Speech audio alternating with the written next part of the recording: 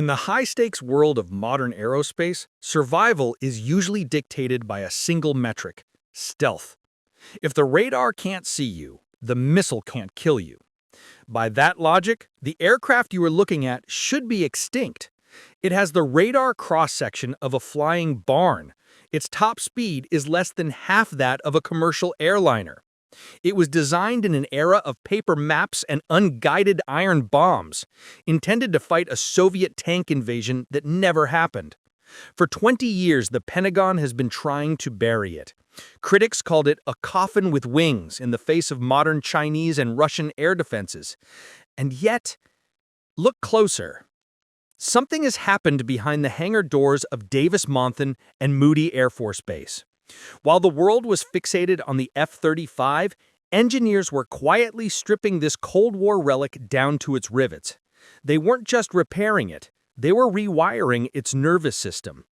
They took a machine built for a sledgehammer war and gave it the brain of a supercomputer. The result is a paradox, an aircraft that looks like history but fights like science fiction. This isn't just an upgrade, it is a resurrection. And it begs the question, in a war of invisible jets and hypersonic missiles, why is the most dangerous thing in the sky still the one they saw coming? To understand the transformation, we must first understand the organism. The Fairchild Republic A-10 Thunderbolt II, the Warthog, was born from a philosophy of brutal utility. When it entered service in the 1970s, it was an engineering anomaly. While other jets pursued speed and altitude, the A-10 was built around one single component, the GAU-8 Avenger, a 7-barrel Gatling cannon the size of a Volkswagen Beetle, capable of firing 3,900 rounds of depleted uranium every minute. The aircraft was simply a casing for the gun. It was designed to fly low, slow, and directly into the teeth of enemy fire. Its survivability is legendary. The pilot sits encased in a 1,200-pound titanium bathtub, capable of deflecting direct hits from 23mm armor-piercing rounds. The fuel tanks are self-sealing and encased in reticulated foam to suppress explosions.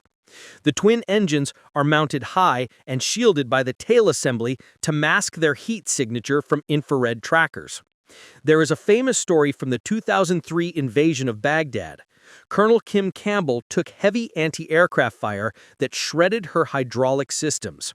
In any modern fly-by-wire jet, a total hydraulic failure is a catastrophic event. But the A-10 has a manual backup. She flipped a switch to manual reversion, bypassing the computers, and flew the jet home using a system of cables and pulleys, mechanical engineering dating back to World War I. The motto became absolute: the hog brings you home. But as the decades passed, the definition of danger changed. The enemy stopped using unguided flak cannons and started using integrated air defense systems. By 2015, the battlefield the A-10 was built for had vanished. In a conflict with a near-peer adversary, the sky is a web of invisible tripwires. The S-400 Triumph, the HQ-9. These surface-to-air missile systems can track targets from 250 miles away. In simulations, the A-10's greatest strength, its low-altitude loiter capability, became its fatal flaw. Flying at 300 knots in a contested environment wasn't bravery, it was suicide. The Air Force knew it, the pilots knew it. Colonel Ryan Hayden, a veteran Warthog pilot, put it bluntly: you can't get close if you can't survive getting there. The logic was sound: retire the A-10. Replace it with stealth platforms and drones that can strike from the stratosphere. But every time the paperwork was filed, a problem emerged. There is a psychological weight to the A-10 that a drone cannot replicate. When troops are pinned down, taking effective fire, they don't just need a bomb dropped, they need the visceral presence of air support. Caught between political pressure to keep it and tactical reality that said it was obsolete, the program managers made a choice. They wouldn't just patch the holes, they would fundamentally alter the aircraft's DNA. The transformation began in increments, hidden under the bureaucratic label of sustainment. But pieced together, these updates reveal a radical shift in doctrine. It started with the structure. Boeing was contracted to manufacture entirely new, enhanced wing assemblies. These weren't just replacements. They were re-engineered with advanced corrosion-resistant alloys and a machined internal structure designed to last for 10,000 flight hours. They solved the metal fatigue issues that threatened to ground the fleet. But the real revolution happened in the cockpit. This is the Common Fleet Initiative, known to insiders as Suite 9, 10, and 11. The analog gauges are gone. In their place sits a high-resolution display system. But the centerpiece is the HMD, the helmet-mounted display. Previously, an A-10 pilot had to look down at a map, look out the window, and visually identify a target. Seconds wasted. Now, the Scorpion helmet system projects targeting data directly onto the pilot's retina. If a pilot looks at a tank 3 miles away, the helmet instantly locks the coordinates and slews the weapon sensors to that exact point.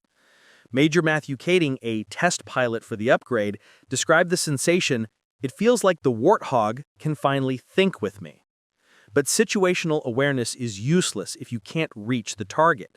To solve the range problem, engineers integrated a weapon that fundamentally changed the A-10's geometry of engagement, the GBU-39 small-diameter bomb. This is where the Super Warthog concept comes alive. The GBU-39 is a glide bomb. It allows the A-10 to strike targets from over 40 miles away, well outside the range of short-range air defenses and shoulder-fired missiles. Combined with the APKWS, the Advanced Precision Kill Weapon System, which turns dumb rockets into laser-guided sniper rounds, the A-10 no longer needs to do strafing runs to be lethal. It can act as a precision artillery battery in the sky. But the most critical upgrade is invisible. It's the data link. The upgraded A-10 is now a node in a digital strike web. It utilizes Link 16 architecture to share real-time threat data. If an A-35 detects a target 50 miles ahead, it can silently beam that data to the A-10. The A-10 pilot doesn't even need to turn on their own radar. They can launch on a target they never saw, guided by a stealth jet they never spoke to. It creates a terrifying multiplier effect. One A-10 detects a column of armor, instantly, every friendly asset in the theater knows exactly where it is. The lone wolf has become part of the pack. So what does this mean for the future of warfare? The result of these upgrades is a hybrid capability that no one anticipated. The A-10 can still kick down the door with its cannon if it has to, but now it can also pick the lock from miles away.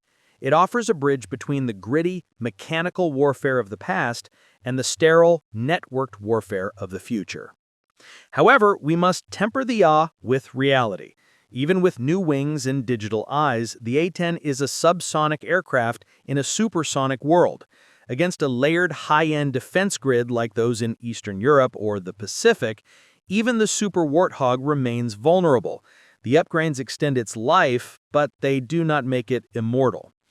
There is also the issue of logistics. Maintaining two realities, the hydraulic brute force of the 1970s and the delicate silicon avionics of the 2020s, is a nightmare for maintenance crews. It's an expensive, complex endeavor to teach an old dog to process quantum data.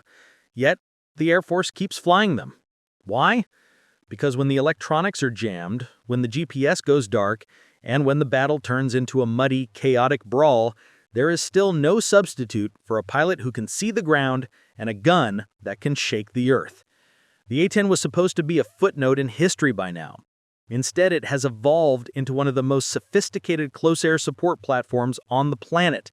It serves as a reminder that in the rush toward the future, we shouldn't be so quick to discard the past.